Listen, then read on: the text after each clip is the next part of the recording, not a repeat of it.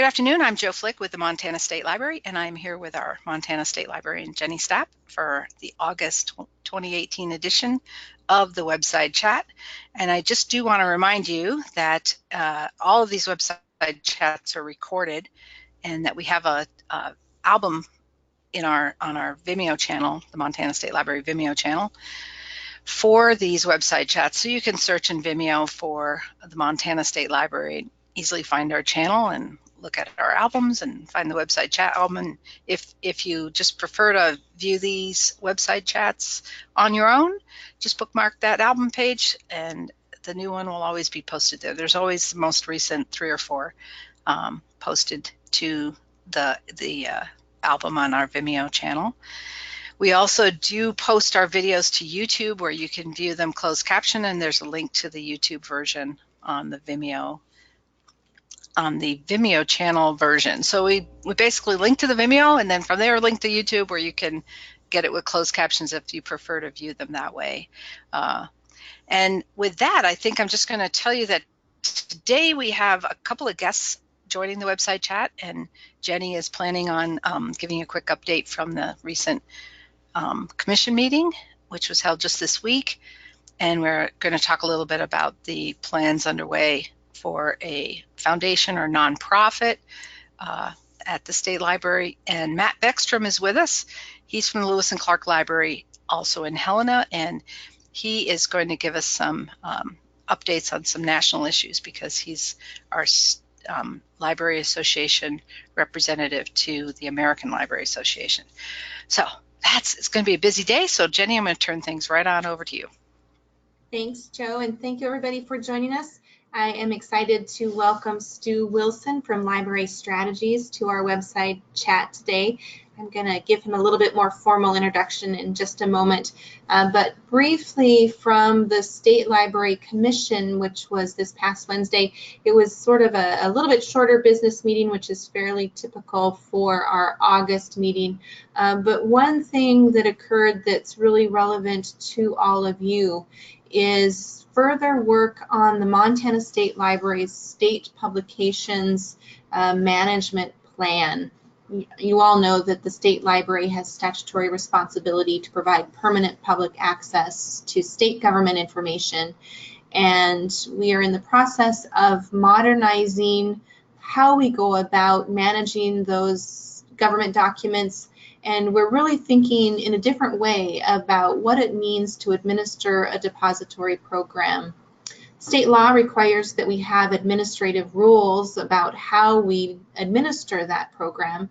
And so following on the adoption of a new internal management plan, this fall we'll be going through an administrative rules process that lays out the responsibilities of the state library or the responsibilities of state agencies who produce those documents, and importantly, opportunities for libraries to be involved as what historically have been referred to as depository libraries and what we're really beginning to think about as more government information centers.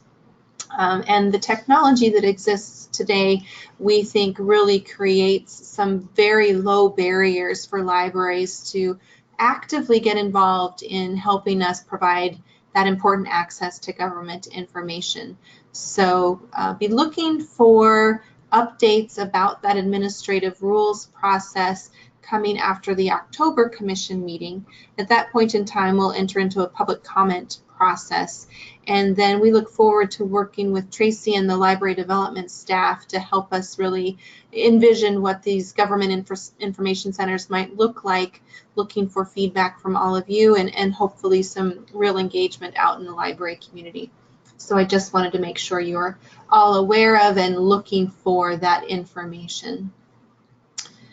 And now I want to talk more specifically about the work on what we are, I think, tentatively referring to as the Montana Libraries Foundation, which is progress from the Montana Library and Information Services nonprofit and further from the Montana Library nonprofit thingy. So you can see that progress is being made.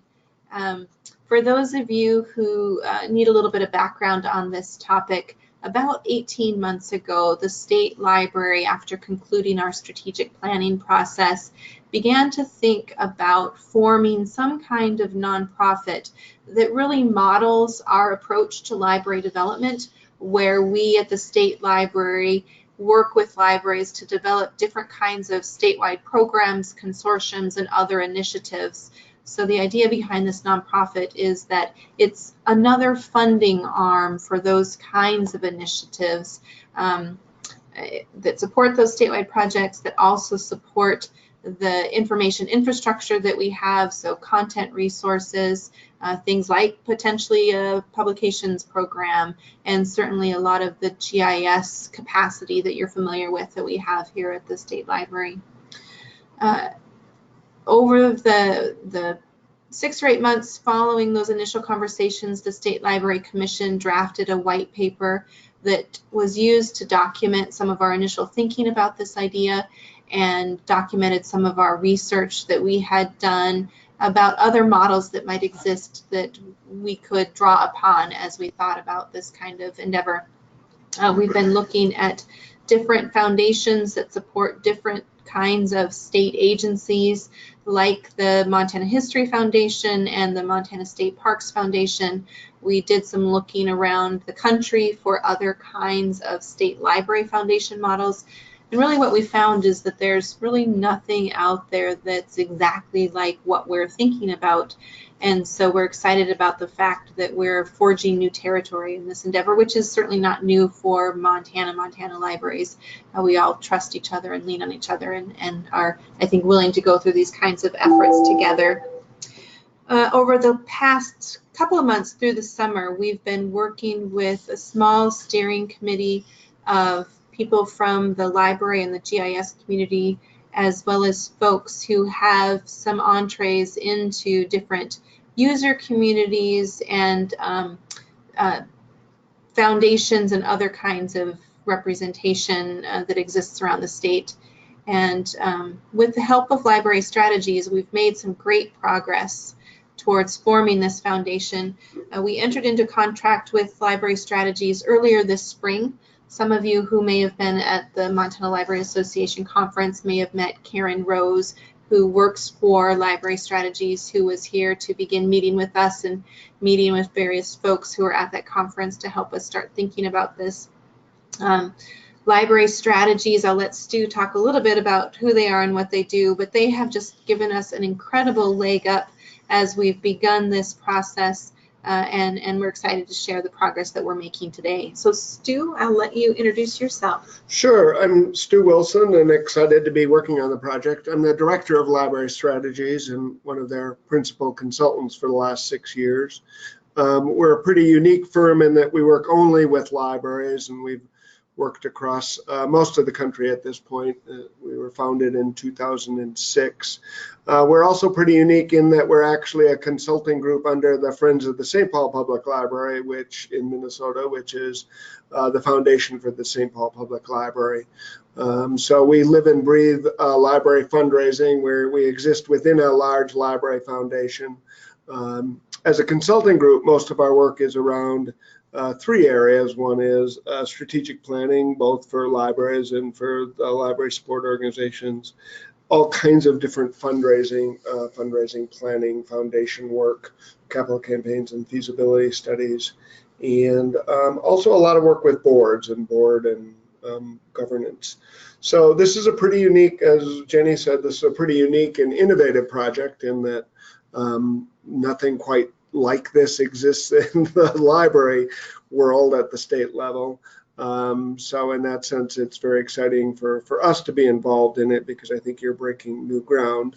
That said, I think there also are a lot of parallels to the work both that we do on a daily basis in our own foundation, as well as a lot of the work we've done with other libraries across the country, of ranging from small places of 1,000 people to major urban centers. So I think we've made great progress so far with the steering committee and are looking at kind of the next phase by the end of the year, and then maybe a little more functionality going into next year. So I don't know if you want to talk more about the process or where we're at, or Yeah, so let's talk about sort of just a few specifics, what we think we know about how the foundation might operate, and then take any questions that you might have.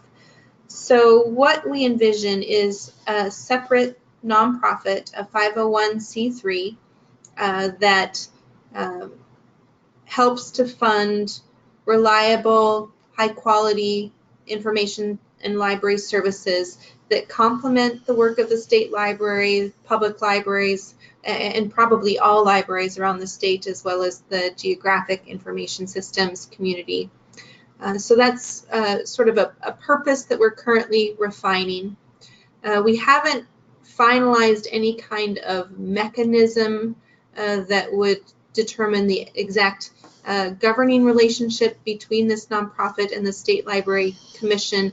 What we're envisioning is that this nonprofit would have a separate board that governs the nonprofit, and that is largely a fundraising board, so people who are of means or have access to people of means.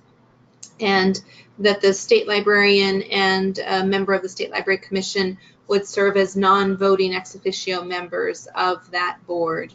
And that working through the structures that we have at the State Library with our Network Advisory Council and our Land Information Advisory Council, and ultimately our State Library Commission, there would likely be probably maybe an annual negotiation process where we're working with the board of this nonprofit to identify and define the funding priorities for the foundation, ultimately looking at some of the different statewide programs to fund, as well as maybe some new and innovative projects, but always sort of keeping an eye to the priorities of the state library and the priorities we're hearing from the different communities that we serve. I think the requests might come from sort of a top-down state library approach, but also from a bottom-up grassroots approach where libraries may have really innovative ideas for programming, for example, that might support well the goals of the state library and the library community, that we may see opportunities to scale statewide that might make for compelling funding from this kind of foundation. A couple of things that we've talked about are, would this foundation be a funding source for discrete library needs, for example, support for new shelving or furniture or those kinds of very specific individual library needs? And I think we're pretty confident in saying that the answer to that question is no, that we really want this to be an organization that supports initiatives that are statewide, or that through the capacity of the funding that could come through the foundation would have the opportunity to scale into some kind of new statewide program or initiative.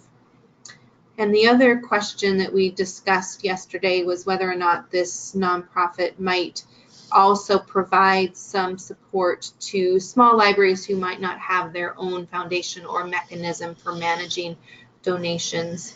And I think initially, again, the answer to that question is probably no. We want to make sure that any kind of capacity that we're creating is focused on this foundation initially, but we also think that we might be able to lean on this organization to provide some training, as well as directing libraries to other resources that already exist, like, for example, the Montana Community Foundation.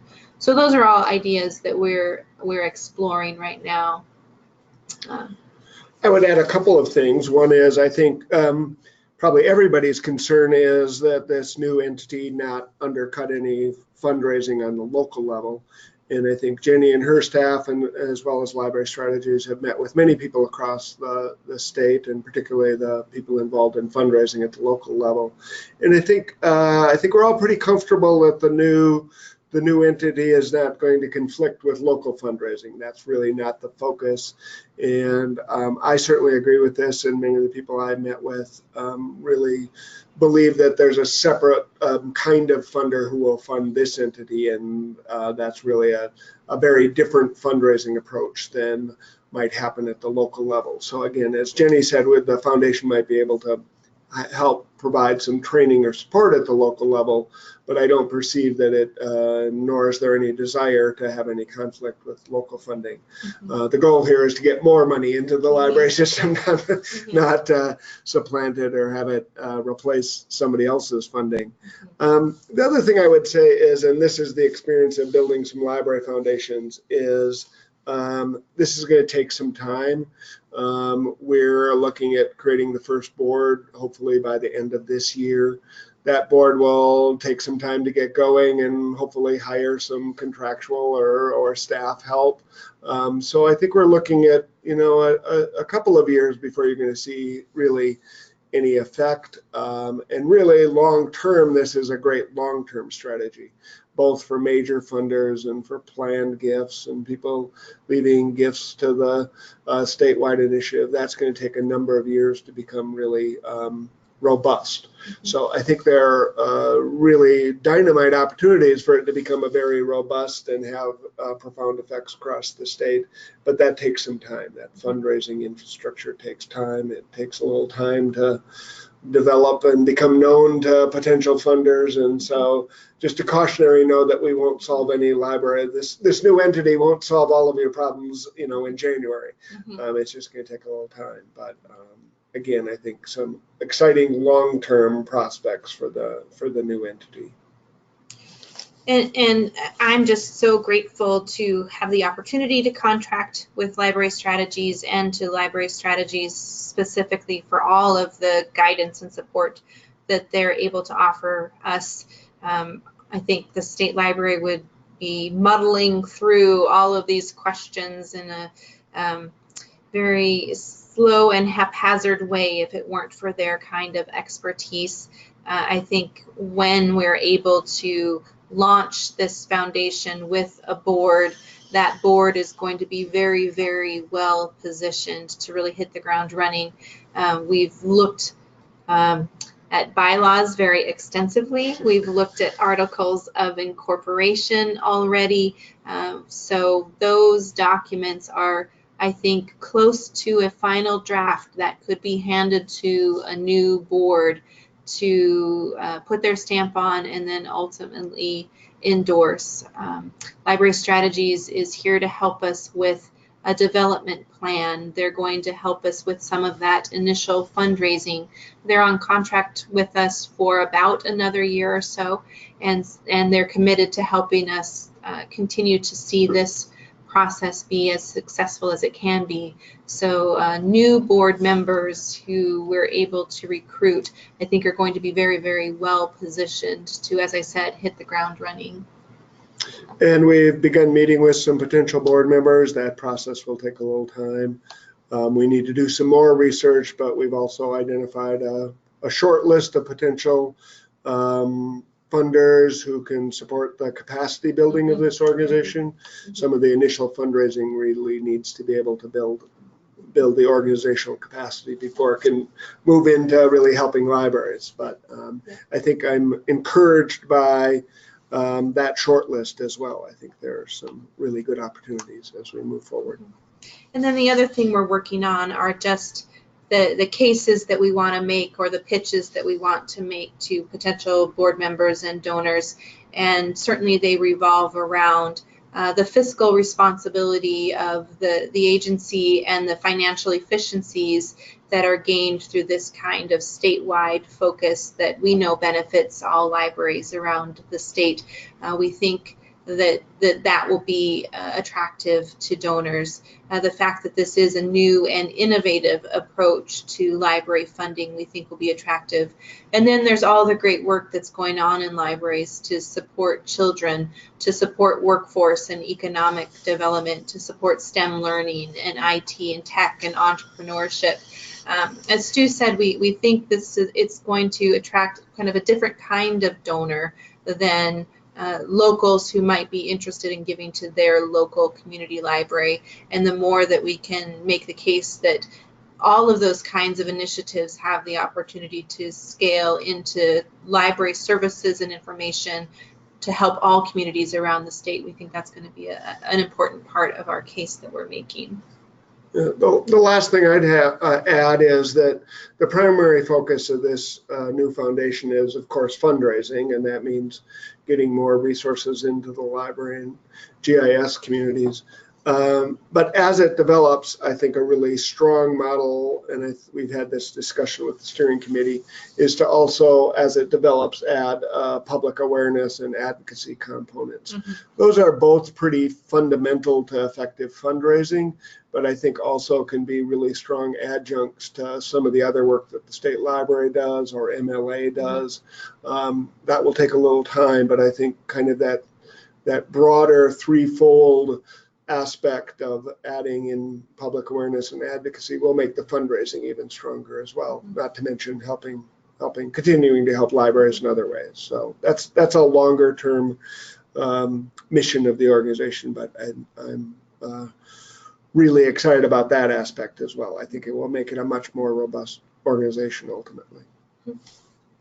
So it's really excited to see these ideas start to gel for us here at the State Library.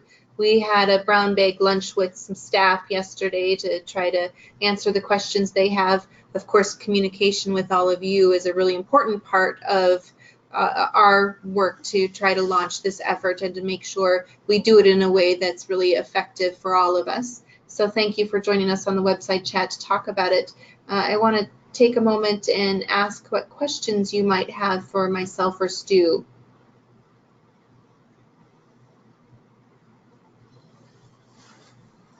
Let's see, I see something in the chat, wondering whether thought is... Oh, go ahead, Joe. I was just going to read that. That's okay. I'm wondering whether thought has been given to the foundation engaging in issue advocacy. As a 501c3, certain advocacy activity is allowed under federal tax law, although I understand that the foundation will primarily be focused on fundraising. So that question comes from Ann Eubanks, so I'll let you have at it. Sure, I can answer that one. I'm an incredibly strong believer in advocacy under a 501c3, and as you may know, Anne, advocacy is allowed under a 501c3 under certain constraints. You are not allowed to support a campaign or a referendum or directly get involved in any kind of financial support or even promoting those actual elections. But you can advocate for your issues. So I think what's really strong and powerful is to combine a more robust fundraising board with a board that's also willing to advocate and talk about library issues, particularly with the state legislature.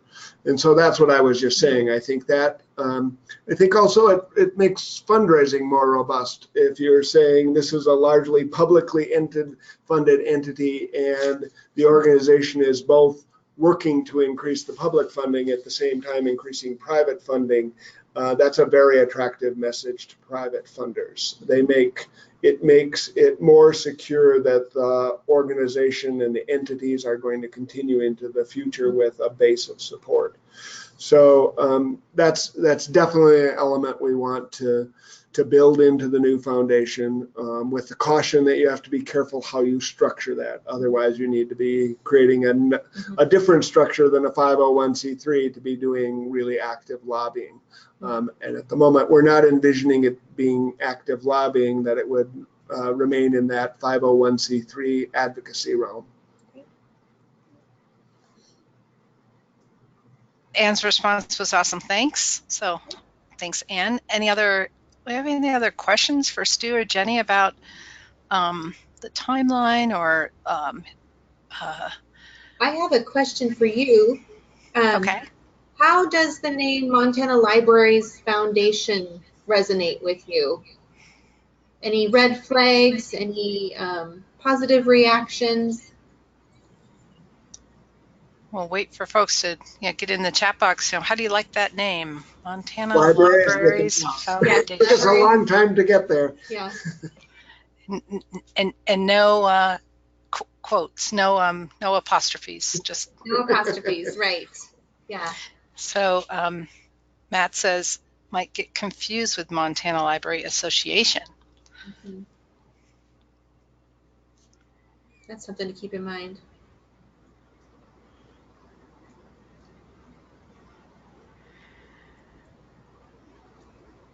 Name, not seeing, oh, Pam Henley, who's on staff here at the State Library Foundation for Montana Libraries, maybe. Ann Eubank also has a comment. I think it's inclusive of all types of libraries, public, academic, school, and tribal. And that would be the goal. That should be the goal no matter what the name. And Debbie Kramer, who is the executive director of the Montana Library Association. See, I almost said foundation. I had that's the same concern as Matt. And then Heather Johnstone is a library director out in Forsyth. I like leading with the word foundation. So that's not a bad idea. Maybe just a little flip there. Yeah, appreciate that feedback. That's helpful. I woke up thinking about taglines this morning. I didn't tell you that, Stu. I woke up thinking about taglines. And I liked the fact that I find libraries, as Ann said, really inclusive of all types of libraries. One of our concerns is that libraries might not be inclusive of our GIS community. But Bruce has made the point that we can also think of our collections as libraries of information. And so maybe there's a way to think about both libraries as the organizations that we know, as well as the information resources themselves, and do some playing with the tagline or something. Yeah, I mean, you don't want to be changing your name terribly often, but one of the options you have is adding a pretty robust tagline that you use everywhere, and that can change periodically, but I think that's also a way to get in messaging around something like GIS, and you can even use 2 or 3 different taglines depending on who you're talking to. Sure, so. Yeah. So, where we're at today, as you said, we're beginning the process of trying to recruit a board. Our ideal would be to have maybe a 5 to 7 member board in place by the end of the year so that we can file articles of incorporation and really get this thing going. One of the things that I'm mindful of is that we not keep this Helena-centric. And so we are, as I said, looking for board members who have a little bit of time to commit and who are of means themselves or know people of means, have those kinds of connections. And so if you have suggestions for potential board members or people who you think might want to hear about what we're working on, please do let me know. We're happy to reach out to those folks, and Stu and I are looking to try to make those connections, and so we'd appreciate any suggestions that you might have. And let me just talk a little bit about fundraising boards are a little different than many other boards in that really the first priority is finding people who are connected to wealth, people who are either personally wealthy or can connect the organization to donors, whether that's corporate or foundation or individuals. But as with any organization, I think of any nonprofit, but even more so with one that's supporting a public agency, looking at both geographic and other diversity as the board grows is of essence as well. So we want to look for that community of donors as being well represented, but long-term certainly long-term as the board grows, wanting to build in more and more diversity. And I say that coming from the St. Paul Foundation board. It has a 52-member board. So the other thing that's different about fundraising boards is oftentimes if you can connect with people with wealth, you don't max out your board. You add more people because they connect you to more. So I'm just saying all that because the board structure for a really robust foundation is a little different than perhaps what most people are used to. Right. Good point. Other questions, suggestions, comments before I turn things over to Matt? Comment. This originally came from Lynn Puckett. That's always a good idea to do a search on FML and see, because you'll know that acronym will get used all the time. So always good to just see what people may discover when they think they're looking for you. So. Wait. We can always do TFFML. TF, oh, the, right. There you go. The Foundation for Montana Libraries. I have to say, putting foundation first is growing on me already. So. Yeah. Good. Well, great.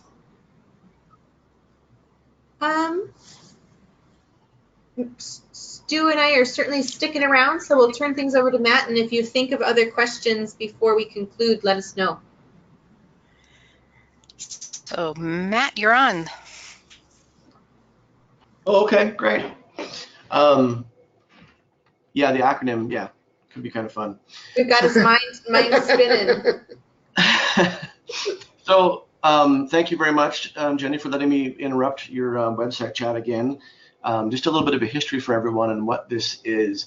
We discussed this last year as we were looking at the calendar for the Montana Library Association ALA representative, who I am currently the person holding that position. There was a remark in one of the calendars that the ALA representative should hold an issues caucus. And we couldn't find information, historical or from the association, on what that is or how it's supposed to be run. So we thought we would try it out our way and see if it works out. So the general idea is I will invade Jenny's website chats quarterly. I think we're supposed to do it in July, so I'm a little month behind here, and bring up any issues that face the association or any library in the state of Montana. And then I can be a funnel to help, as the ALA rep, to help bring in any information from the National Association, or to bring any issues that are coming up in Montana for libraries across the state, take that back to the association as the ALA representative, and kind of just be that conduit for information between national and the local association. And last year, we did try this out. I did a website chat with Jenny in the fall. We talked about some issues that we'll talk about, get some updates on here. And one of the issues that came up was the internet neutrality issue that was facing the association, both at an annual and also the Montana Library Association. We discussed it. We brought it to the annual conference in April, and we discussed it. We formulated a resolution that the association did pass and is on our website. Excuse me. So that's kind of the idea of how to do that. So I'd like to just bring up some of the old issues we've got here, and then see if there's any updates from Jenny maybe on some of these, and also bring up any new issues that come up. And this is one of those things, it's feel free for anybody, regardless of library type, whether it's a public library, a school library, academic library, special library, doesn't matter what kind of library. If there's any issues that you think you're facing that you'd like to talk about, and maybe get some more information from the association, whether it's the Montana Library Association or the American Library Association, please feel free to bring it up. You can email me offline. We don't have to bring it up here right now, and we can talk about it at the next Issues Caucus, or we can bring it up right now and talk about it. And if there's anything that we need to bring forward to the association for further discussion or for possible resolutions, that would be something we can talk about later too. So before I start, are there any questions about the Issues Caucus or what I'm doing here or why I'm doing it?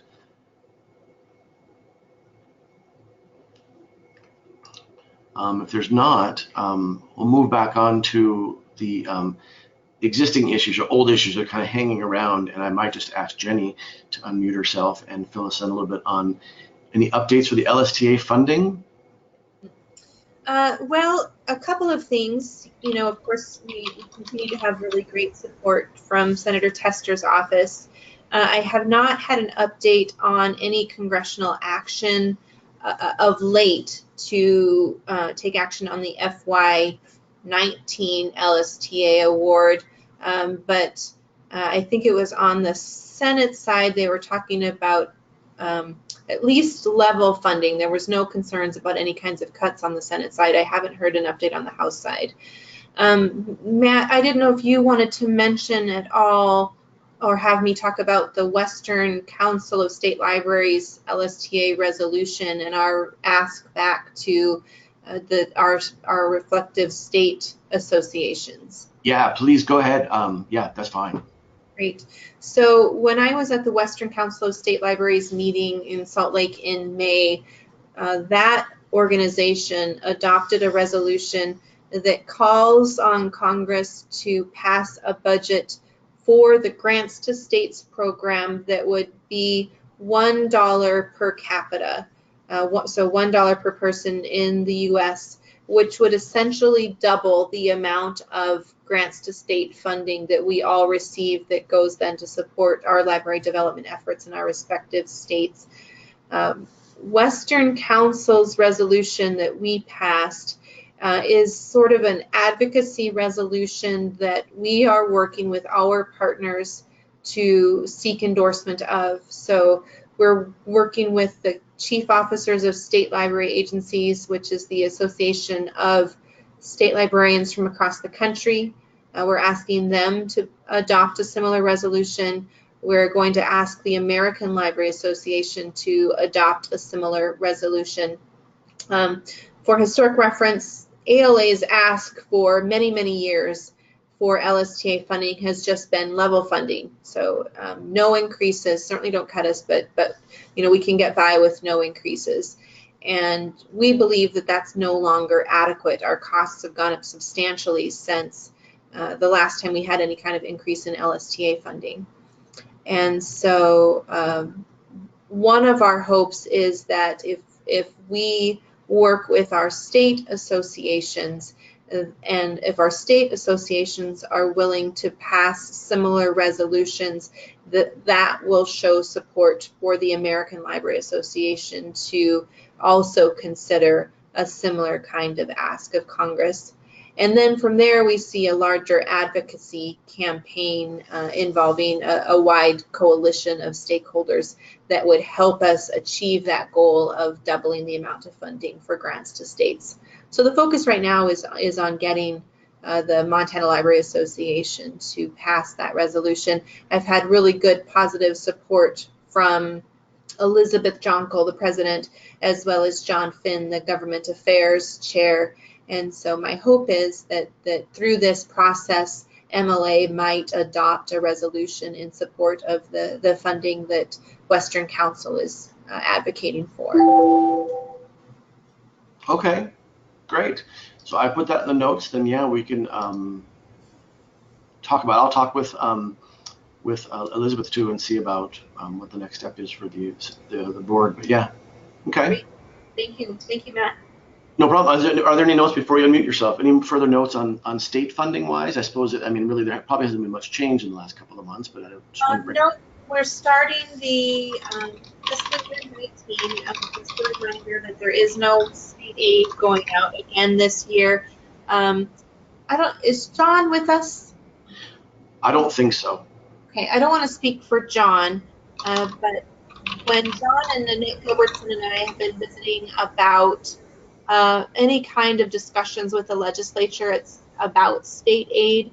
I think we're going to take a pretty low-key approach this year. As you all know, when the statute to reauthorize state aid was passed last session, it extended the sunset for that state aid to 2023, I think. And yeah, Bill, could we get someone muted? Sorry, that's me. I'm taking notes. I will mute myself right now. I'm sorry. Thanks, Matt. Jeez, Matt. So that legislation passed, and it passed by a really, really wide margin, but unfortunately it had that clause about the revenue triggers that unfunded it, but only for this biennium. And so if the legislature takes no action, that funding will be restored in the next biennium. It will continue at least until 2023, and it also has the increase that's tied to the decennial census. And so our concern is if there's any concerns about future revenue in the near term, that they might open that piece of legislation back up and do dastardly things to it. So I think, as I said, we're planning to take a pretty low-key approach, just hope that it slides under the radar. There's no need to draw attention to it at all this session, and so we'll just sort of let it sit there. Again, that's sort of the initial thinking, and I know that John and Annette will want to think about that a little bit more seriously as we get a little bit closer to the time of the legislature in January. And there is a comment in the chat box from Debbie Kramer. Debbie, I'm going to unmute your mic. I'm not sure if you have a mic, but just in case you want to go ahead and speak. But the comment she wrote was MLA will not be asking for any new money in the upcoming legislative session. Yes, that was what was decided at our board meeting in June. We're going to take, as Jenny said, a very low-key approach this year. We are and Nanette is not going to be, you know, coming forward with anything like that. We're just going to kind of sit back and watch, so to speak, because as Jenny said, we don't want to muddy the waters at all. We want to just move forward. Right, good. Yeah, and I might just add too that I know the Government Affairs Committee is having a retreat in November, I think. Correct. Yeah, that was what was decided at the last board meeting. So from the state library's budget perspective, what ultimately came out of Senate Bill 261 that included our budget cuts, when the special session met, they adopted those cuts as the new base budget. So that essentially becomes what will be in our House Bill 2 budget, plus anything that the governor might support. What we've been told that the governor will support for our budget is hopefully the restoration of most, if not all, of the FTE that we lost. And so we're really grateful to the governor's office to have that support, but it will definitely take some legislative maneuvering to see that actually happens. And so I've begun to talk to John and Nanette about identifying some champions that can help us work with the Republican majority to ensure that as a small agency, those FTE are protected. So those conversations are in the very, very early stages at this point. Okay, yeah, Ann did chime in. Thank you, Ann. It is November 8th and 9th in Lewistown that the Government Affairs Committee is going to meet. Okay, well, thank you, Jenny. The only other thing I have on here is just a thing that's come up recently with the American Library Association Council. At the last annual conference, there was a paper that was published, which is an interpretation of meeting rooms from the Library Bill of Rights. And in that new wording, apparently there was some miscommunication between the people who wrote the interpretation and the final draft were not included. And so there were some words in there that after it was published and after it was passed by council, that some people disagreed with. There was discussion about, and I apologize, I was going to have the URL ready to give to you guys and I forgot. I will send it down on Wired after we're done.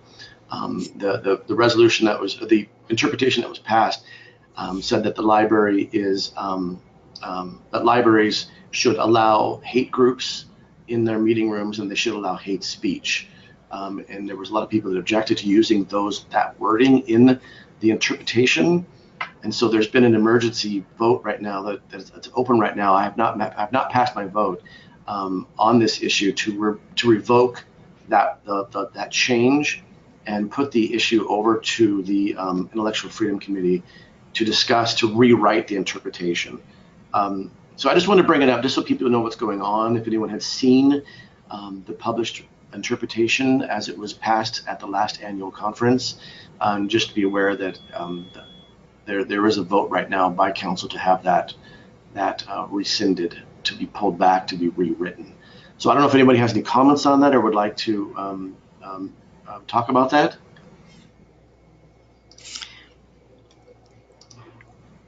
Might take a moment for people to actually type something up in the chat box. It's interesting. There was quite a energetic ALA meeting this year. The controversy, the national news controversy around the changing of the award name from just that was the Little House on the Prairie. Oh my, the author's name has gone out of my head. Thank you. I mean, I don't know why I couldn't remember that, but yes, yeah. That was quite interesting to follow, and this stuff too. So it's a lot going on with our professional organizations these days on the political front. And Go ahead. there is a note here from Ann Eubank about some information on the vote 90 to 180 counselors in a quorum, and 75% of voters must vote yes to rescind the current interpretation and revert to the 1991 version of the interpretation on meeting rooms. So yeah, like I said, I have not cast my vote yet. I was going to wait until this. Yeah, Ann is a counselor at large, and so is Susan Gregory from Bozeman. So they'll all have a vote on this as well. I've not cast my vote yet. I'm curious to see. I need to finish reading all the discussions, and I mean, I agree with the idea that it should be reworded. As of today, the vote is 106 to 1, one abstention. Also, quite a bit of interest in revisiting that. That's quite overwhelming, yeah. That is. That's interesting that they would allow the results of the vote to be out before the vote closes. I don't agree with that idea. Does that influence you, Matt? That's interesting, yeah. Won't influence me.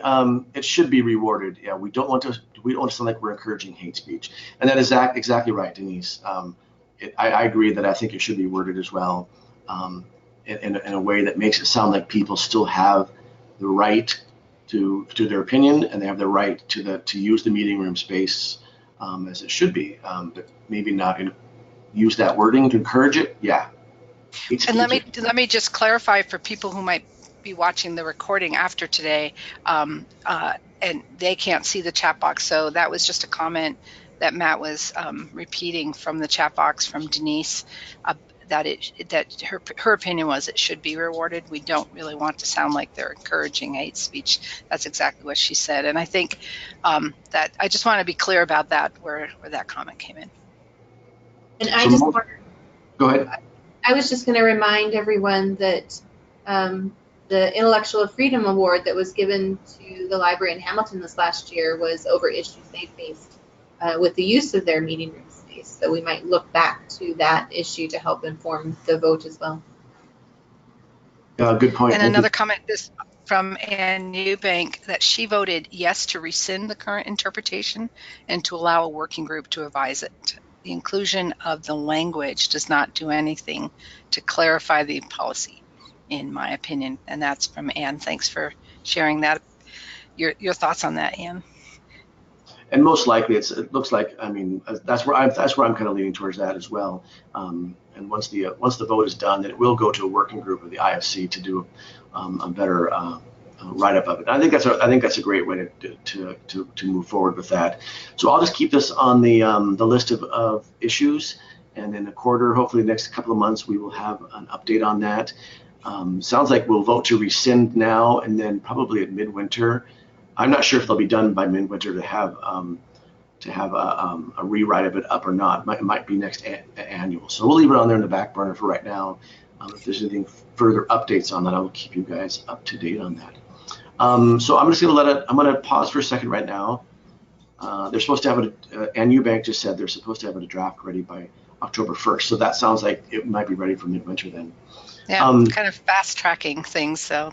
Yeah, it hit really fast. As soon as it was published, it was almost immediate, the reaction back at it. So, yeah. But I'm gonna pause for a minute and let anybody else, if anybody has any issues they'd like to bring up. This is something that I think that is important that we open the floor up for people to raise their own issues if they want something they'd like to talk about, bring up something new, or if you'd like to talk about something we've already discussed, we'll just let it sit for a minute.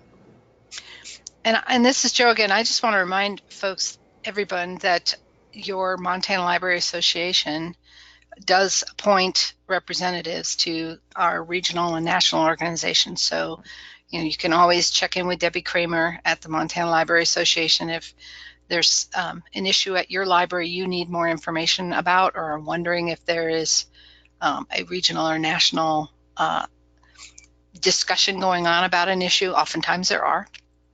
And we sometimes see people post a question to Wired, but if it's something that you don't feel comfortable posting to Wired, you can always contact Debbie and find out, who in the Library Association is really following that issue or would be a good resource for you. Hope you don't mind me pitching your time, Deb, but. Last thing I'm going to bring up, please, if anyone has anything, please type it in the box so we can still talk about it. One other thing I thought of that's coming up really quick. There's a working group has been created for the Intellectual Freedom Committee, or the Office of Intellectual Freedom for ALA, to have a new a discussion about the Bill of Rights and maybe do some reinterpretations and maybe some additions to the Library Bill of Rights. So as that working group gets moved forward, I will give you guys some more updates on what's going on with that. There's been some discussions about adding privacy and making some reevaluations of some of the Bill of Rights. So I'll keep you guys updated on that as it moves forward.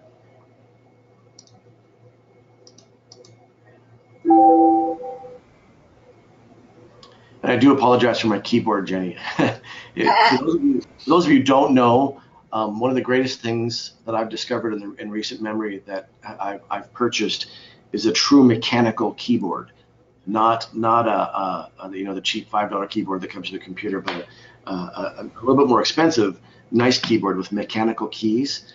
Only and they click. The difference is night and day, and the click, you can set the different click levels, so you want more of a click, less of a click, but it's improved my typing considerably, but it is very loud. We are just going to have to get you a headset for these, though, I think, because just that would solve that problem. You wouldn't. I don't think so. John has this are they that keyboard, loud? And I can hear John typing on his keyboard from quite a distance away, so I don't think solve it. I just need to mute myself when I type. So everyone, I'm going to go ahead and stop the recording. Jenny, is that it for today? We're getting close to the top of the hour. I think so. Thank you, all right. Well, yeah, and thank you, Matt. That was a really interesting discussion, and thank you, Stu, for tuning in with us today. And I'll just remind folks that we do the website chats, Jenny and I, about every month, usually the second Friday of the month, but they are usually timed. They might be moved a little so that we can always get that commission report in. So do just watch for those. We always do post to Wired, or you can find that information in our events calendar in Aspen. So the new library version of the library directory. So happy to have you here. By the way, one other announcement, and that is that if you attended today, I will be going into Aspen and actually awarding you your CE credit, whether you like it or not. So you don't have to do anything when you attend a webinar live with us at the State Library. Your CE credit from now on will be automatic. So that's one of the improvements we're looking forward to giving to you in Aspen. So let's see, a couple of people have a couple of questions that are going to stay on, but I'm going to go ahead and stop our recording now. And thanks everyone for tuning in.